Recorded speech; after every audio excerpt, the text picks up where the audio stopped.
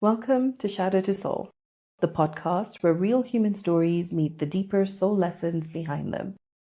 I'm Darshni, a regression therapist and soul guide, and this is a space for understanding the deeper why behind the pain, the patterns, and the stories we've lived inside, so healing can begin at the root. Each week, I share real regression therapy experiences, my own and others, to explore how unresolved emotional memory shapes our lives, our bodies, and our behavior. This is where pain becomes a doorway and healing becomes power. This episode is about why compulsive behaviors form, what it's protecting, and why willpower almost never works. Let's begin. From childhood into adulthood, chocolate became a compelling presence for me. I enjoyed it, but I didn't stop when I was satisfied. I would eat beyond that point, and once I started, it was difficult to stop. I kept it hidden, I ate privately. When I went shopping and saw chocolate, I would have to buy it. I couldn't just simply walk away from it.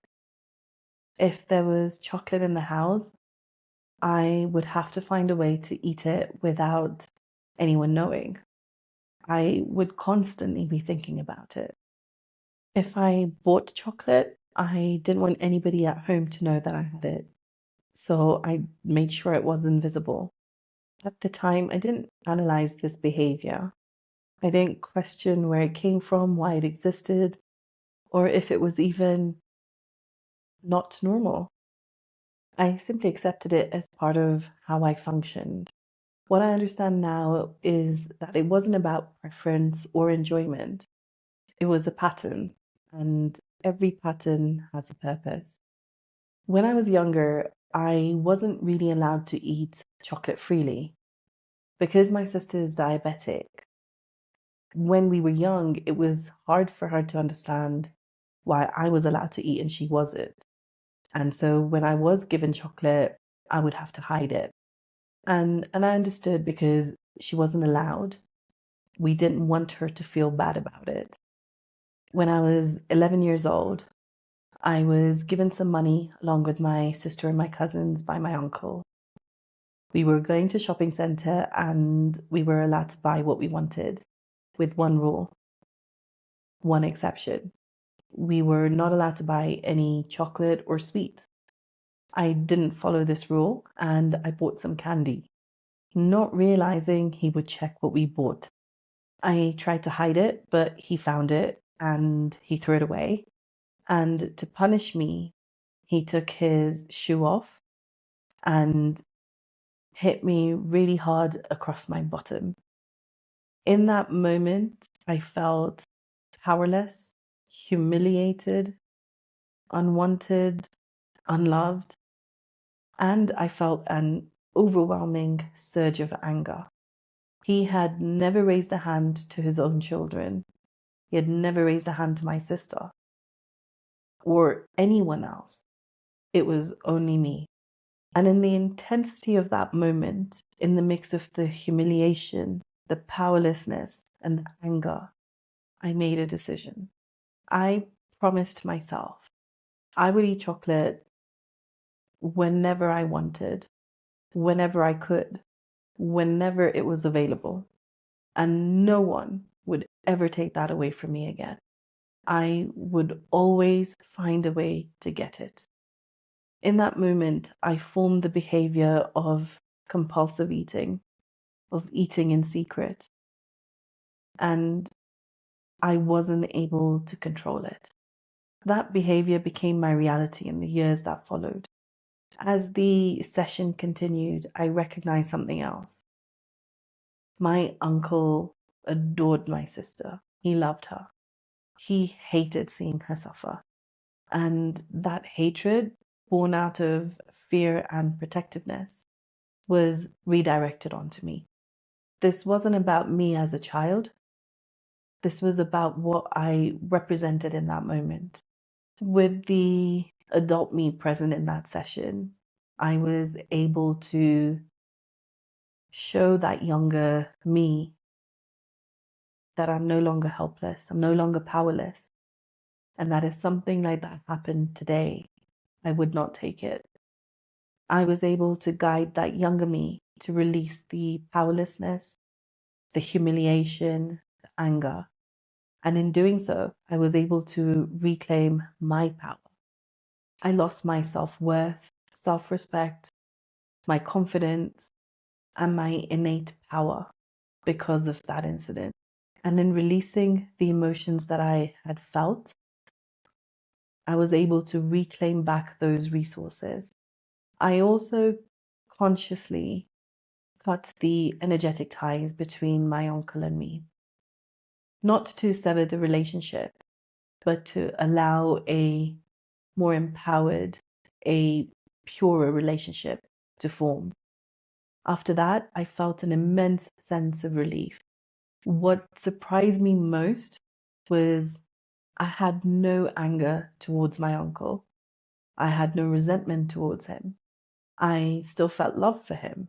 And today, I have a good relationship with him. When I came out of that session, I felt rejuvenated and lighter. I felt like something that was binding me had been removed. Addiction is not about the substance, it is about regulation.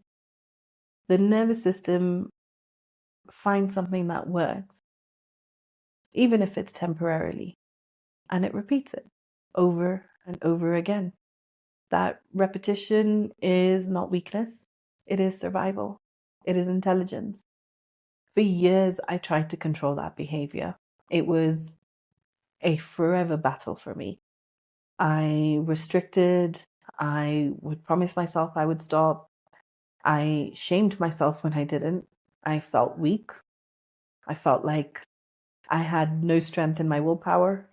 None of it worked because you cannot override a survival pattern with logic. That survival pattern resides in the subconscious mind. Willpower comes from the conscious mind.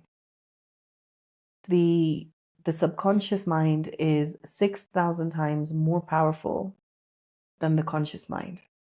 As long as the original imprint remains unresolved, that behavior is necessary. In the regression session, I didn't work on stopping the behavior. I worked on the moment that it was created. I revisited the 11-year-old version of myself, not to relive the pain, but to resolve it.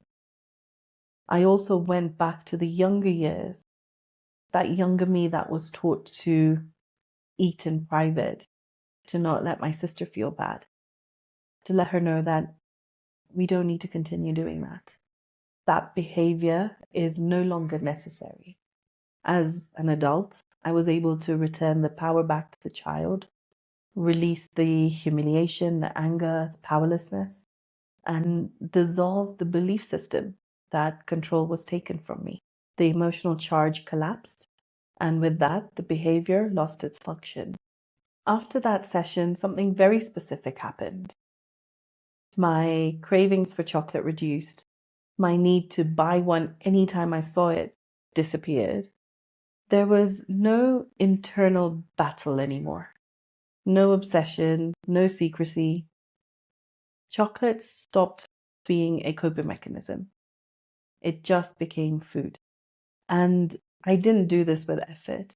This happened gradually over time, on its own. I happened to notice one day that I'd gone shopping. I had seen the chocolates at the stand where you pay.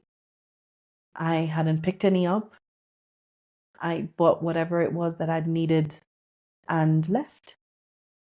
And I think that was when I realized and when I noticed that my cravings had reduced, that I wasn't eating as much chocolate. That's how you know a pattern has healed. Not because you're resisting it, but because you don't need it anymore. Chocolate was my pattern. But I believe this applies to all compulsions. Alcohol, food, shopping, scrolling, work, people pleasing, control, emotional dependency.